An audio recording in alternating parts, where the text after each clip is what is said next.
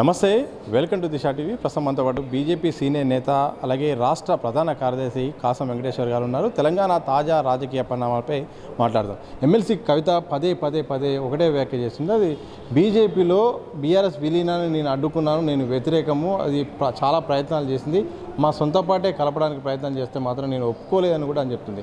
అలాగే ఇదే సందర్భంలో బీజేపీతో పొత్తుతో ఉన్న ఏ పార్టీ కూడా భవిష్యత్తులో ఎదగలేకపోయింది, ఆగమైపోయిందని కూడా ఆమె సంచలన వ్యాఖ్యలు చేశారు. ఇప్పుడు కవిత బీజేపీలో బీఆర్ఎస్ విలీనం చేస్తాము, నేను జైల్లో ఉన్నప్పుడు నేను ఒప్పుకోలేదు, అసలు ఎవరు మాట్లాడారో అది కూడా చెప్తే బాగుంటుంది కదా. నేనేమంటాను, చిట్చాట్ కాదు, నేరుగా మీడియా ముందుకు వచ్చి చెప్పమనండి. ఫలాని కేసీఆర్ గారు ఫలానా బీజేపీ నాయకులతో మాట్లాడాడు, లేదు ఇంకొక బీజేపీ అయినా కేసీఆర్ తోటి మాట్లాడాడు. అస్పష్టమైనటువంటి మాటలు మాట్లాడేసి ప్రజల్ని ఏదో సెన్సేషన్ గురి చేస్తే ఎట్లా?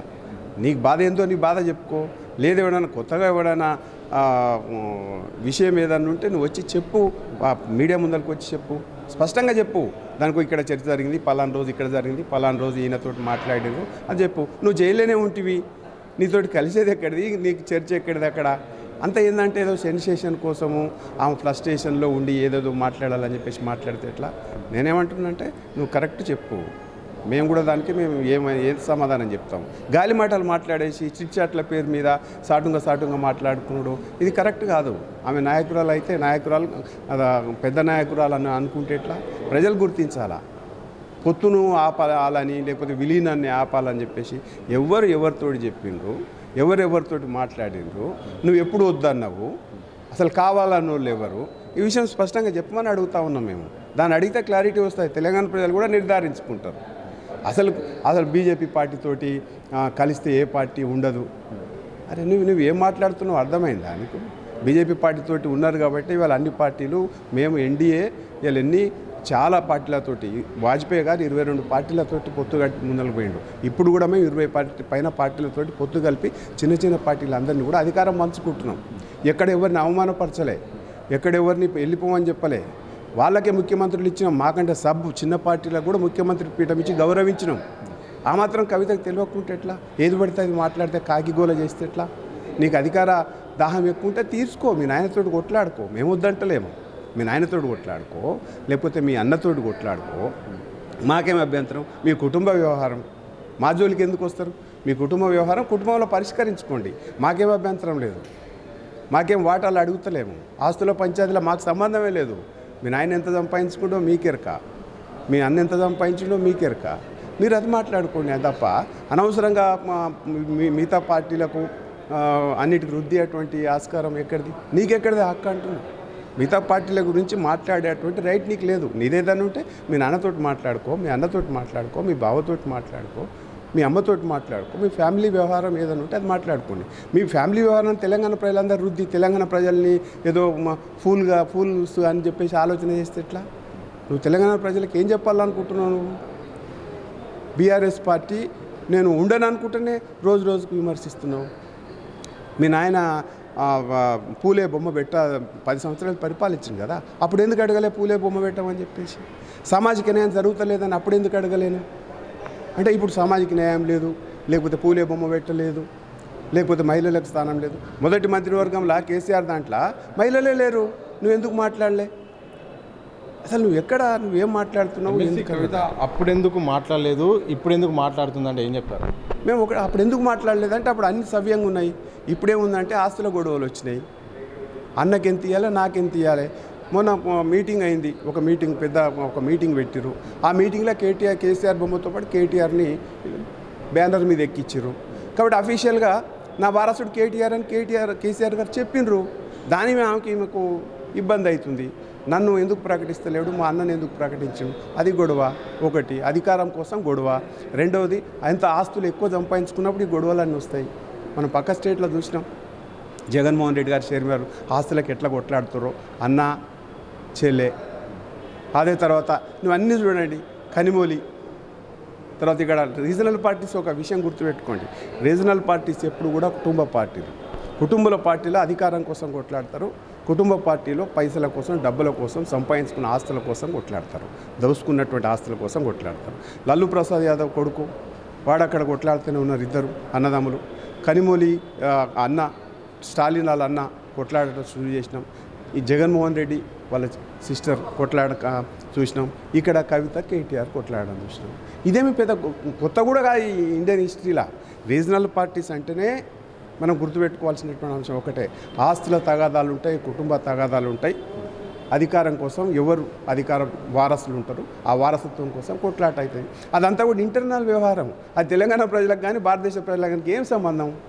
అనవసరంగా రాద్ధాంతం చేసి మీడియా ఈవెంట్ కోసం చిట్చాట్లు చేసి తెలంగాణ ప్రజల ముందు నవ్వులపాలు అవుతారు తప్ప వేరేది ఏమి ఉండదు. ఇద్దరు వ్యక్తుల మధ్య ఈ మధ్య చర్చ జరిగింది. ప్రధానంగా కేంద్ర మంత్రి బండి సంజయ్ అలాగే మాజీ మంత్రి శ్రీనివాస్ గౌడ్. కేంద్ర మంత్రి బండి సంజయ్ గారు ఏమంటున్నారంటే అవును బీఆర్ఎస్ అయితే బీజేపీతో కలవడానికి ప్రయత్నం చేసిందని ఆయన మాట్లాడారు. ఇదే సందర్భంలో మాజీ మంత్రి శ్రీనివాస్ గౌడ్ మాత్రం అవును ఈ కవితను అరెస్టు చేయొద్దంటే మాత్రం మీరు మమ్మల్ని కలవాల్సిందే అని కూడా ఒక డిమాండ్ చెప్తే మా బీఆర్ఎస్ పార్టీ వ్యతిరేకించిందని ఆయన అంటారు. నిజంగా కలిసే ప్రయత్నం జరిగిందా? సంప్రదింపుల ప్రయత్నం జరిగిందా? ఎవరితో సంప్రదింపులు చేసుకున్నారు? అరే అన్యాయం చేసిన వాళ్ళని ఈడీ అదొక రాజ్యాంగబద్ధమైన సంస్థ ఈడీ రాజ్యాంగబద్ధమైన సంస్థ, సిబిఐ ఒక రాజ్యాంగబద్ధమైన సంస్థ. వాళ్ళు ఎంక్వైరీ చేసి ఎవరు అవినీతి చేసిరు, ఎక్కడ అవినీతి చేసిరు వాళ్ళని పట్టుకుంటారు. దానికి బీజేపీకి ఏం సంబంధము? బీజేపీ లేకపోతే కేంద్ర ప్రభుత్వానికి ఏం సంబంధము? ఇదంతా కూడా ఏంటంటే ఏదో చిట్చాట్లతోటి బయటకు మాట్లాడుతున్నారు. మేము వాళ్ళు ప్రయత్నం చేసిరో లేకపోతే ప్రయత్నం చేయలేదో అది ఎక్కడ చేసిరు ఏందనేది చెప్పమంటున్నాం. మేము ఎక్కడ చేసిరని చెప్తాం అంటున్నాం. శ్రీనివాస్ గౌడ్ మాట్లాడిండు లేకపోతే ఇంకోళ్ళు గాలి మాటలు ఇవన్నీ అవసరం లేదు. నిర్దిష్టంగా చెప్పండి.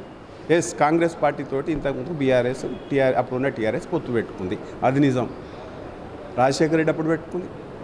తర్వాత తెలుగుదేశం పార్టీతోటి మహాకూటమి పేరు మీద పొత్తు పెట్టుకుంది. ఎప్పుడైనా బీజేపీతో పొత్తు పెట్టుకుందా? ఏదన్నా ఒకటి చెప్పండి సంఘటన.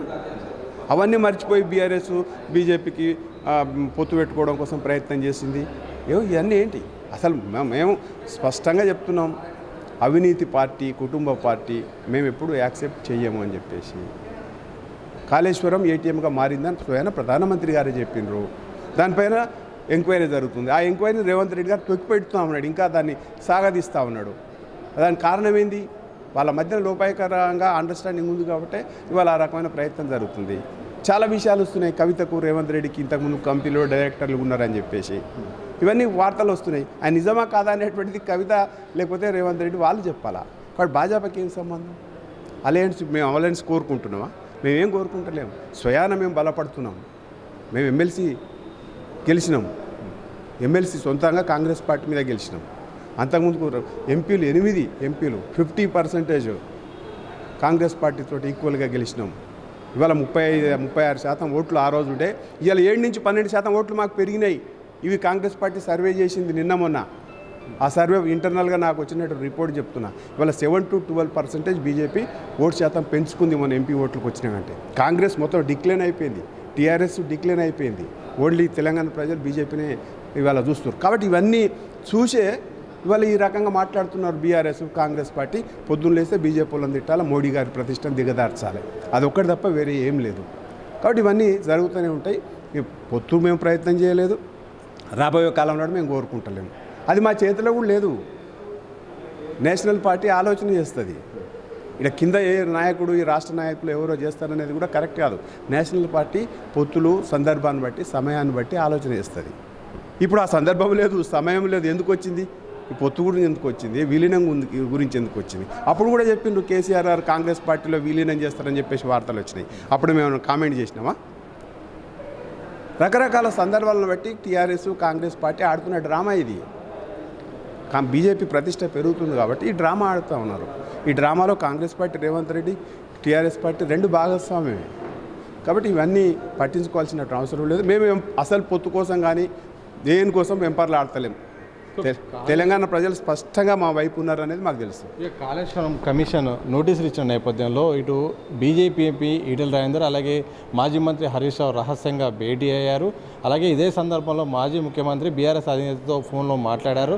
ఇక ఆ నోటీసుల విషయంలో ఏమేమి మాట్లాడడం దానిపైన సుదీర్ఘంగా రహస్యంగా చర్చ జరిగినట్టు కూడా కాంగ్రెస్ రాష్ట్ర అధ్యక్షుడు మహేష్ కుమార్ గౌడ్ అయితే స్పష్టం చేశారు. అరే ఆయన కళ వచ్చిందేమో రాత్రి.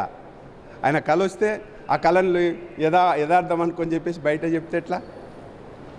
ఏమి అన్నీ అసత్యమైనటువంటి ప్రచారాలు చేస్తూ కాలం గడుపుతుంది కాంగ్రెస్ పార్టీనే అసత్య ప్రచారాలు చేయడం. ఆయన కలబడ్డదా ఫలాని షో గెస్ట్ హౌస్లో కూర్చున్నారు, ఫలాని ఫామ్ హౌస్లో కూర్చున్నారు, ఈయన ఫోన్ నెంబర్ తోటి ఆయనను కల్పించిండు, ఈయన చూసిండా? వాళ్ళిద్దరే ఉంటే థర్డ్ పర్సన్ నుంచి ఎక్కడి నుంచి వచ్చిండు? అంటే స్పై యాక్టివిటీ కాంగ్రెస్ పార్టీ ఎందుకో విచిత్రమైనటువంటి రకంగా ఎవరు ఉనికిని వాళ్ళు కాపాడు కోసం.